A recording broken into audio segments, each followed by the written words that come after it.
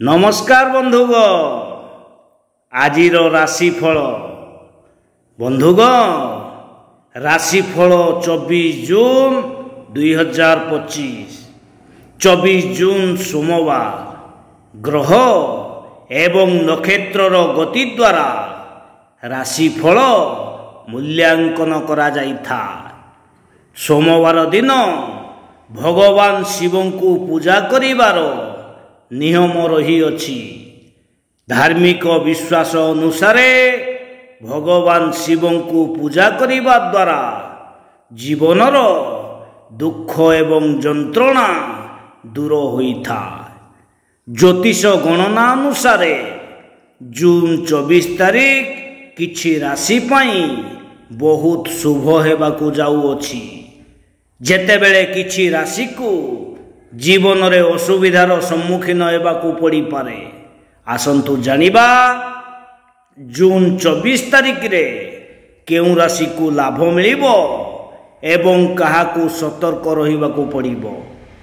जानंतु जून 23 तारीख रे मेषरु मीन राशि पर्यंत दिनटी किपरि रहिबो राशिफल पढ़ंतु। राशिफल गणना करिबा समय रे ग्रह स्थिति एवं पंचांगर गणना विश्लेषण करा जाए। दैनंदिन राशिफल हेउछि ग्रह स्थितिर गति उपरे आधारित एक भविष्यवाणी, जेउथिरे समस्त राशि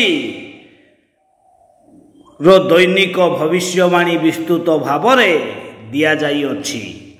आजिर राशिफल आपणको चाकिरी व्यवसाय कारोबार परिवार एवं बंधु मानक सहित संपर्क स्वास्थ्य एवं दिन सारा घटुथिबा शुभ एवं अशुभ गणना गुड़िकर भविष्यवाणी करिथा। एही राशिफल पढ़ी आपण मानकर दैनंदिन योजना को सफल करि परिबे। उदाहरण स्वरूप ग्रह स्थितिर गति उपरे आधार करी दैनिक राशिफल आपणको कहिबो जे आजी आपणको नक्षत्र आपणको पई अनुकूल कि नाही। आजी आपणको केउ प्रकारर चैलेंजर सम्मुखीन हेबाकु पड़ी पारे किंबा आपण की प्रकारर सुजोग पाई पारंती। दैनिक राशिफल पढ़ी आपण उभय परिस्थिति की सुजोग एवं चैलेंज पाई प्रस्तुत होई पारिबे। मेष राशि मेष राशिर नूतन दंपति आजिर दिनटी भल रहिबो।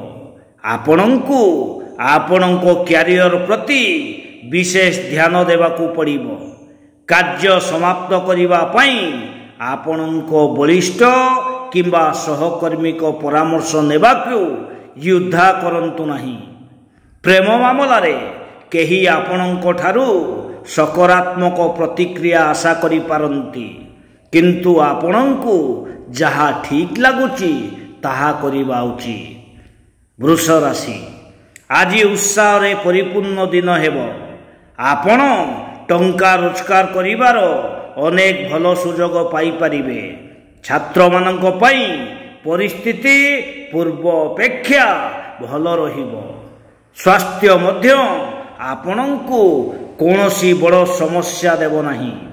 किछि लोकंको पिता माता आशा करिबे जे सेमाने सेमानको निष्पापता को सम्मान देबे। मिथुन राशि आज जने बंधु आपणको साहाय्य मागी पारंती। कौनसी कार्य जगु टंका खर्च होई पारे। किछि लोक निज परिवार सहित एक छोट यात्रा करि पारंती। आपणको निजको सुस्थ रखिबा पाई अधिक प्रयास करिबाकू पड़िबो। कर्कट राशि आपणकर आर्थिक स्थिति पूर्व अपेक्षा भल हेबाकू जाउछि। प्रेम दृष्टि मध्य आज शुभ बोली विवेचना करा जाय। बाहर खाद्य खाइबारु दूरेई रुहंतु। आपण आपणकर किछि संपर्क किंबा निकटतर लोकंकु भेटी पारंती। छात्र मानंकु शिक्षा दृष्टि कठिन परिश्रम करने को पड़ी पारे। ସିଂହ ରାଶି ଆଜି ଆପଣ ଆପଣଙ୍କର କିଛି ପୁରୁଣା ବନ୍ଧୁଙ୍କୁ ଭେଟିପାରନ୍ତି। ଆପଣଙ୍କୁ ଆପଣଙ୍କର କାର୍ଯ୍ୟ ଉପରେ ପୂର୍ଣ୍ଣ ଧ୍ୟାନ ଦେବା ଉଚିତ ଏବଂ ଆବଶ୍ୟକୀୟ ପରିବର୍ତ୍ତନ ମଧ୍ୟ କରିବା ଉଚିତ। ସମୟ ମଧ୍ୟରେ କାମ ସମାପ୍ତ କରିବା ପାଇଁ ଦଳର ସଦସ୍ୟଙ୍କ ସାହାଯ୍ୟ ନେବା ଲାଭଦାୟକ ହେବ। କନ୍ୟା ରାଶି ଆଜି ଆପଣଙ୍କୁ ଏକ ଗୁରୁତ୍ୱପୂର୍ଣ୍ଣ ପ୍ରକଳ୍ପ କିମ୍ବା ଦାୟିତ୍ୱ ମିଳିପାରେ। କିଛି ଲୋକ କ୍ୟାରିୟରର ଦୃଷ୍ଟିରୁ ନିଜର ଛାପ ସୃଷ୍ଟି କରିବାରେ ସଫଳ ହେବେ। ଆଜି ଛାତ୍ରମାନଙ୍କ ପାଇଁ ମଧ୍ୟ ଶୁଭ ବୋଲି ବିବେଚନା କରାଯାଏ। ପ୍ରେମ ଜୀବନରେ ମଧ୍ୟ ପ୍ରେମ ସମ୍ପର୍କ ରହିବ। ତୁଳା ରାଶି କ୍ୟାରିୟର ଦୃଷ୍ଟିରୁ କିଛି ଅଶାନ୍ତି ଆସିପାରେ।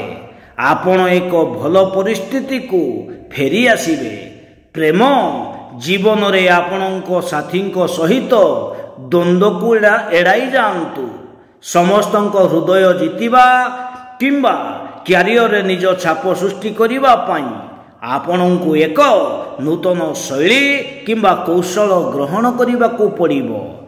ବିଛା ରାଶି ବନ୍ଧୁଗଣ କିଛି ବିଛା ରାଶିର ବ୍ୟକ୍ତି ଏହି ସପ୍ତାହରେ ସମ୍ପତ୍ତି ମଧ୍ୟ କିଣିପାରନ୍ତି।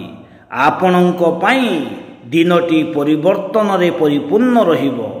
ବ୍ୟକ୍ତିଗତ ଜୀବନ ହେଉ କିମ୍ବା ବୃତ୍ତିଗତ ଜୀବନ ପରିବର୍ତ୍ତନକୁ ଗ୍ରହଣ କରିବାକୁ ପ୍ରସ୍ତୁତ ରୁହନ୍ତୁ। ଧନୁରାଶି ଆଜି ଆପଣ ପରିବାରର ସଦସ୍ୟଙ୍କ ସଫଳତା ପାଇଁ ବହୁତ ଗର୍ବିତ ଅନୁଭବ କରିବେ।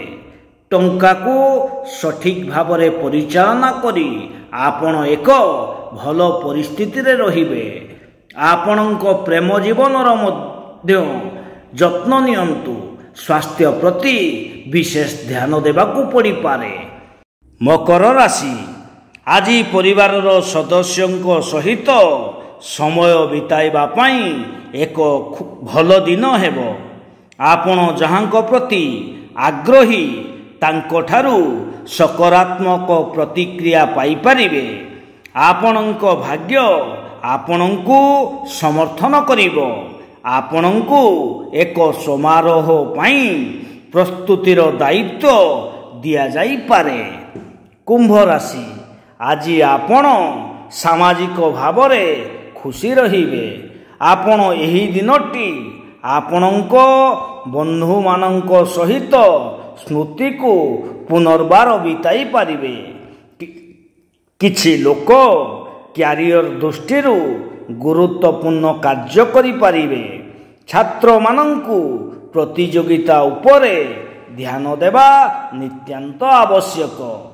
ମୀନ ରାଶି ଆପଣ କାର୍ଯ୍ୟକ୍ଷେତ୍ରରେ ବହୁତ ଉତ୍ପାଦନକ୍ଷମ ଅନୁଭବ କରିବେ।